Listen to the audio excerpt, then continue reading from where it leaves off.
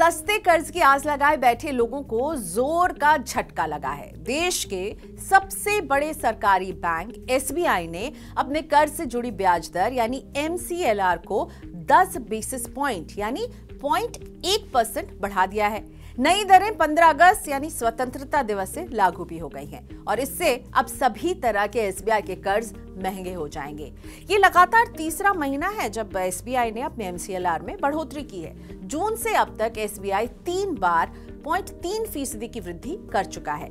नई दरें लागू होने के बाद ओवरनाइट एमसीएलआर अब हो गया है 8.10 से बढ़कर 8.20%, जबकि 3 साल की अवधि के लिए एमसीएलआर 9% से बढ़कर 9.10% पर पहुंच गया है। तो आखिर ये marginal cost of funds based lending rate यानी एमसीएलआर क्या होता है, इसका लोन लेने वाले लोगों पर क्या असर पड़ता है, समझाते हैं आपको वीडियो में आगे। आसान शब्दों में समझें तो एमसीएलआर कर्ज से जुड़ी वो न्यूनतम ब्याज दर होती है जिसके नीचे कोई बैंक अपने ग्राहकों को लोन नहीं दे सकता है। एक बॉर्डर लाइन है।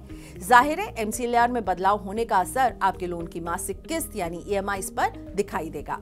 यानी एमसीएलआर में बढ़ोतरी होने पर आपके लोन की ब्याज दरें भी बढ़ जाती हैं। इसी तरह एमसीएलआर में कमी होने पर आपकी ब्याज दरें घट जाती हैं। सभी बैंक्स ज्यादातर कंज्यूमर लोन्स 1 साल की एमसीएलआर के आधार पर देते हैं, जबकि बिजनेस और कॉर्पोरेट लोन 3 साल की एमसीएलआर के आधार पर तय होते हैं। एसबीआई के एमसीएलआर बढ़ाने पर इस दर से जुड़े सभी तरह के होम लोन, एजुकेशन लोन और ऑटो लोन महंगे हो जाएंगे। देखने में ये बढ़ोतरी भले ही मामूली लगे, लेकिन लंबी अवधि में इसका ग्राहकों पर बड़ा असर पड़ता है। उदाहरण के लिए अमित ने जून 2024 में 40 लाख रुपए का होम लोन 8.8% ब्याज पर लिया। एसबीआई के कैलकुलेटर के अनुसार इसकी 20 साल के लिए 35,476 रुपए ईएमआई बनेगी, यानी हर महीने इतनी ईएमआई चुकाएंगे। और इस तरह अमित 20 साल में कुल 85,14,000 रुपए चुकाएंगे, जिसमें से 45 लाख से ज्यादा रुपए ब्याज की रकम होगी। अब जब लोन की ब्याज दर 0.3% बढ़कर 9.1% पर पहुंच गई है, तो 40 लाख रुपए के लोन की ईएमआई बढ़कर 36,247 रुपए हो जाएगी और इस तरह 3 महीने में ही ईएमआई 771 रुपए बढ़ गई है। इस हिसाब से अमित को 20 साल में अब कुल 86,99,000 रुपए चुकाने होंगे, जिसमें से 46,99,000 रुपए ब्याज की कीमत होगी। इस स्थिति में साफ दिख रहा है कि अमित को अब एडिशनल 1,85,000 रुपए चुकाने पड़ेंगे। लोन की रकम ज्यादा होने पर ईएमआई और ब्याज का बोझ भी ज्यादा बढ़ जाएगा।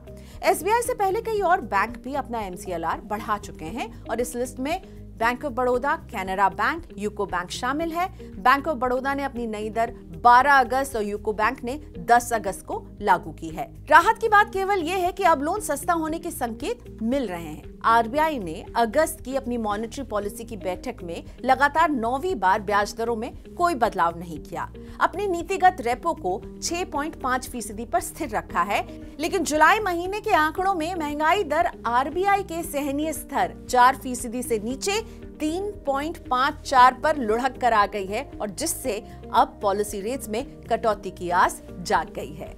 क्रेडिट रेटिंग एजेंसी क्रिसिल ने भी कुछ ऐसे ही संकेत दिए हैं। क्रिसिल की ताजा रिपोर्ट बता रही है कि आरबीआई अक्टूबर के आसपास ब्याज दरें घटाना शुरू कर सकता है। चालू वित्त वर्ष में रेपो रेट में 2 बार कटौती होने की भी उम्मीद है। रिसर्च एजेंसी कैरेज का अनुमान है कि खाद्य महंगाई में कमी आने पर आरबीआई वित्त वर्ष की दूसरी छमाही में ब्याज दरों में कटौती की शुरुआत कर सकता है और अगर ऐसा हुआ यानी आरबीआई पॉलिसी रेट्स कम होते हैं तो सभी तरह के लोन लेने वालों को राहत की सांस जरूर मिलेगी।